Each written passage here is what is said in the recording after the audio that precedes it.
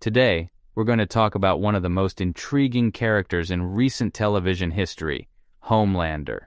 He's the most powerful and popular superhero in the world. However, behind his public persona of a beloved hero, Homelander is a dangerous and unstable individual who uses his powers for personal gain and evil.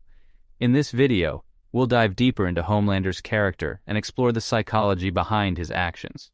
We will be looking at how his personality type, the ENFJ, shapes his behavior, and how his actions defy the typical traits associated with this personality type, leading to his classification as an evil ENFJ. An ENFJ personality type is one of 16 types identified by the MBTI.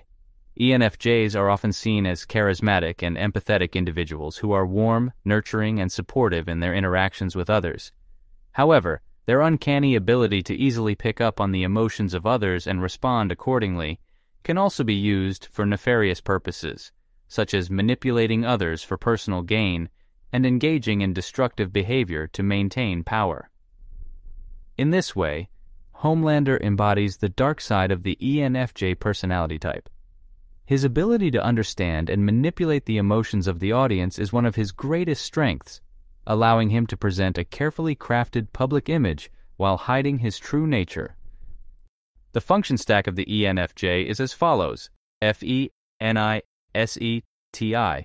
Allow me to explain how Homelander demonstrates all of these functions in the correct order.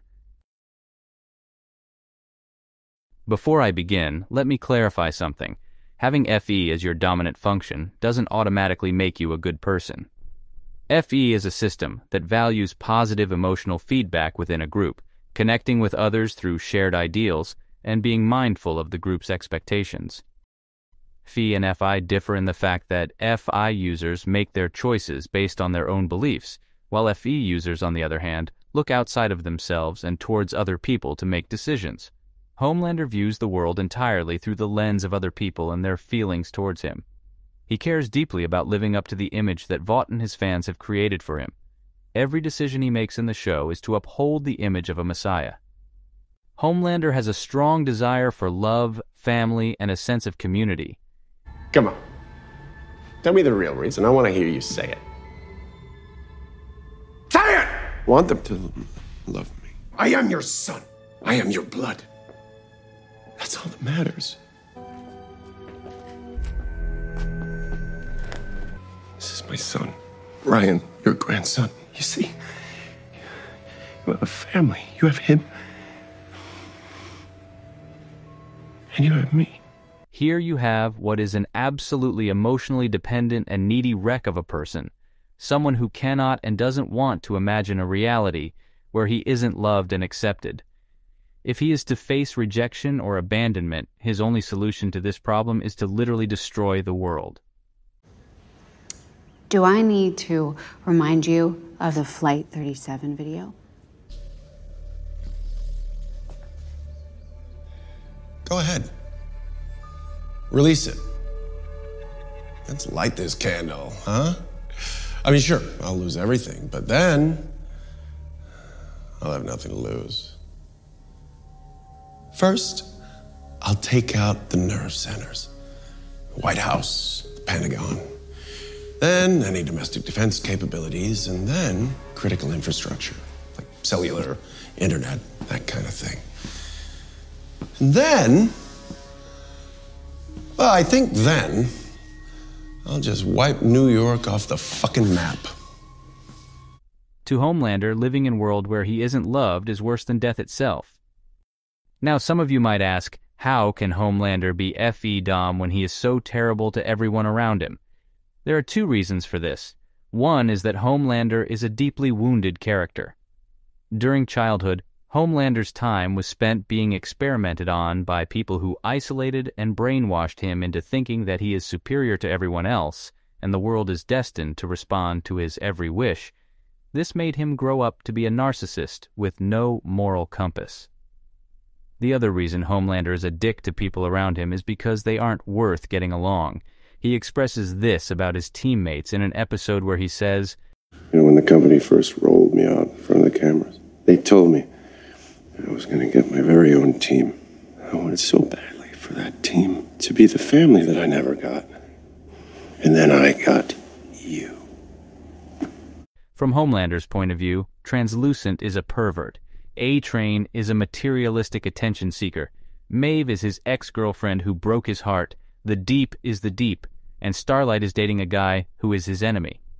Mind you, he is courteous towards her until he finds out that she's been dating the enemy. The only person he likes is Noir. The times when he's a douche to other random people like this. Listen, Annika. I'm the Homelander. And I can do whatever the fuck I want. Yeah, we go back to the teenage kicks days. We still keep in touch. Oh, golly gee shucks. What makes you think I would give two fucks about that? Is because those people aren't part of his close circle. FE Doms live for their tribe. They do not care about anyone outside of it. They can even be antagonistic outside of it. Another complaint that I hear from people when I tell them Homelander is likely an ENFJ is that he mercilessly kills people. Again, all of this comes down to the stereotype that ENFJs are only good and kind people. We have to look at why he kills people. He kills Noir after realizing that Noir's been withholding information about his family from him. And that's the thing with Homelander. All the people he kills throughout the show are either random people he doesn't have any connection with, or the people with whom he had a connection with, but they betrayed him, proving to him that the connection and the bond that they shared was not genuine.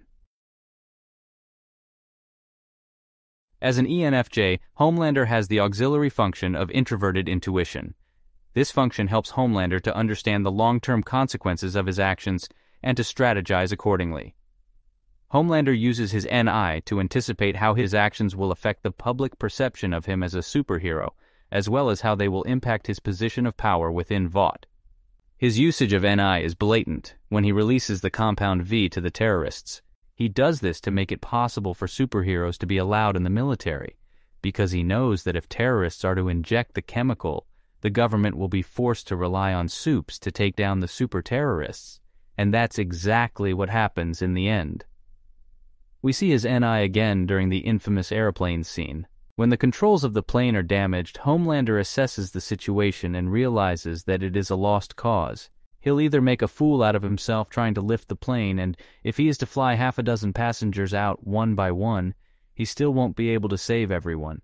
Saving a few people and letting the others die would have left a bad impression on the military, so he lets the people die and later delivers a charismatic speech to manipulate the public opinion into supporting the idea of supes in the army. The latest example of his NI is seen in Season 3. When Starlight's popularity continues to go up, Homelander is forced to take a back seat, and that's when Homelander announces to the world that Starlight and him are dating. What it does is that it takes people's attention away from Starlight's individual achievements and onto their relationship. This also allows Homelander to insert himself back into the spotlight and take power in his hands. However, Homelander's use of NI is often clouded by his emotional instability and his reliance on external validation. He may have a strategic vision, but his NI is ultimately used to justify his own desires, rather than to truly understand the consequences of his behavior on others. His tertiary SE and inferior TI also play a role in this, which we will discuss further. As an ENFJ, Homelander's tertiary cognitive function is extroverted sensation, which refers to his ability to process information and experience the world through his senses in the present moment. Homelander uses his SE in many forms. Firstly, Homelander is very aware of his physical environment and can quickly react to any sudden changes or threats. SE makes him highly skilled at reading body language and nonverbal cues, and he uses this information to control and intimidate those around him. Secondly, Homelander uses his SE to indulge in sensory pleasures. He is shown to enjoy his superhuman powers, reveling in the feeling of flying and using his laser vision to destroy objects. Overall, Homelander's use of tertiary SE as an ENFJ is portrayed as both a strength and a weakness. While it offers some benefits, it also makes him impulsive and prone to immediate gratification, like when he casually lasers down a bystander, or when he tries to confront an angry crowd during this protest, or when he kills a liberal in broad daylight. SE makes him reckless and sometimes unable to see the bigger picture. We lead with our dominant function to accommodate for our inferior function, while the middle two functions are present to aid our dominant in coping with our inability to comprehend the inferior. According to this, Homelander's typing of ENFJ makes complete sense. He constantly switches between NI and SE to achieve his FE goals. Due to weak TI, ENFJs struggle to engage in logical thinking, preferring to rely on their feelings and intuition to make decisions. People who use high TE tend to make rational decisions based on how the world objectively works. They rely on empirical evidence instead of theory and focus on the practicality of an idea. Homelander, a TI user, does the opposite. He doesn't focus on how things actually work in the real world, but rather on his own theory of how they might work. He uses his own set of rules to make decisions, which are based on his own ideas, rather than on what is actually happening. This isn't really a bad thing, because high TI users like INTPs and ISTPs often make great thinkers with their critical and analytic approach. But in Homelander's case, his inferior TI is often unused in favor of FE. It is only used occasionally, and it's used to rationalize his behavior and reaffirm his opinions. The perfect example of this is when Homelander rationalizes himself to be the most valuable asset to Vought and goes to confront Stan Edgar to threaten him with his resignation in hopes of gaining the upper hand. Stan Edgar is an ENTJ in this show, who very quickly and brutally puts him back in his place by reminding him of how reality really works. The point is that you are under a misconception that we are a superhero company. We are not. What we are, really, is a pharmaceutical company. And you are not our most valuable asset. That would be our confidential formula for compound V, which you, man-child that you are, released into the wild. ENFJs struggle to handle criticism of their logical abilities or decision-making. They have a tendency to take criticism of their logic personally and become defensive or upset. And that's exactly what Homelander does. Instead of reflecting on his poor logical understanding pointed out by Stan, Homelander takes it personally and tries to one-up Stan instead. That is until he confronts Stan again, who again quite brutally puts him back in his place. Eventually, probably soon, the world will recognize you for the pitiful disappointment you are. You are not worthy of my respect. You are not a god. You are simply bad product. Before I end this video, I'd like to address something. A lot of people think that Homelander is an ENTJ, which is completely untrue, because Homelander has horrendous TE. My examples of his FE usage and interactions with Stan Edgar should make it clear. But just to totally eradicate this point of view, here's a few more examples. In the first season of The Boys, Homelander discovers that Huey is part of the group trying to take down the Seven. He calls a meeting with his teammates and confronts Starlight, thinking she is a spy. Maeve tries to reason with Homelander to calm down, reminding him of their past connection. Surprisingly, Homelander forgives Starlight because of this connection, something a TE Dom would never do. TE Doms act on evidence, and if the evidence suggests someone is guilty, they would punish them, regardless of their past relationship. Gordon Ramsay is a TE Dom, Simon Cowell is a TE Dom, Judge Judy is a TE Dom, Thanos is a TE Dom, Tywin Lannister is a TE Dom. Just imagine any of them in Homelander's place. Do you really think that any of them would forgive someone who wronged them based on a past friendship they once shared with their friend? It's highly unlikely. But Homelander, on the other hand, basically ignores all the evidence against Starlight because he values his connection with Maeve more. After Ashley becomes the puppet CEO of Vought for Homelander in Season 3, the first thing that Homelander does when he arrives at the meeting of the board of directors is that he asks them to make themselves comfortable and introduce themselves. The mountain to Muhammad, as it were. Okay. Seeing as it's my very first board meeting, I thought perhaps we'd start by going around the room and giving you all a chance to introduce yourselves. Unlike a T-Dom, who would get right to business. When one of the members there, named Maureen, reminds him of the pressing issues at Vought, Homelander gets offended and aggressive. With the changes around here, our EBITDA margins will drop a tiny bit. How do you want to handle that on the earnings call?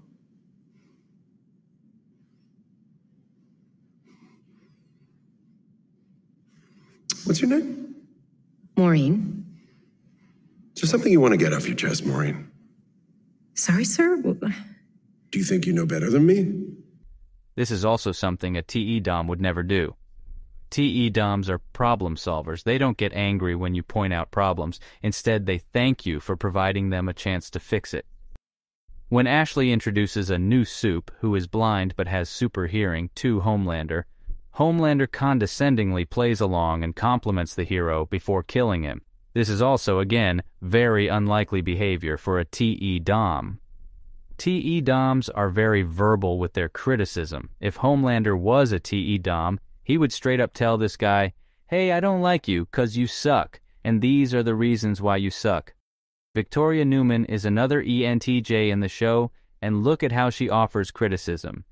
Pull your shit together, admit it, Soldier Boy, and take control of this situation. You think, I'm not in control? No.